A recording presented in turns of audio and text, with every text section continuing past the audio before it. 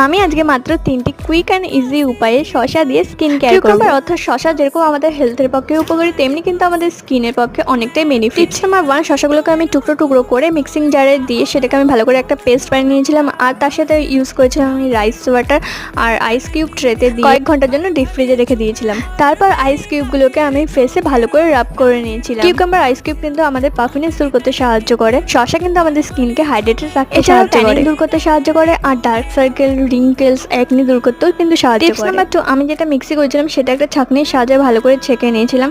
আর এটা আমি as a toner হিসাবে ইউজ করব। আমি কিন্তু শসার রসটার মধ্যে কিন্তু চাল ভেজানো জল দিয়েছিলাম। আর এটা ইউজ করার জন্য আমি কিন্তু এখানে টিস্যু ইউজ করেছি, তোমরা চাইলে কিন্তু রুমালও ইউজ করতে পারো। টিপস নাম্বার 3 অ্যান্ড লাস্ট হলো, আমি অ্যাজ এ ফেস প্যাক হিসেবে এখানে ইউজ করব শসার যে জুসটা বানিয়েছিলাম সেটার মধ্যে দিয়েছিলাম 1 চামচ বেসন আর রাইস ওয়াটার। তারপর পুরো ফেসে অ্যাপ্লাই করার পর 5 থেকে 10 মিনিট রেখে আমি ধুয়ে নিয়েছিলাম। তোমরাও কিন্তু এটা ইউজ করে দেখতে পারো।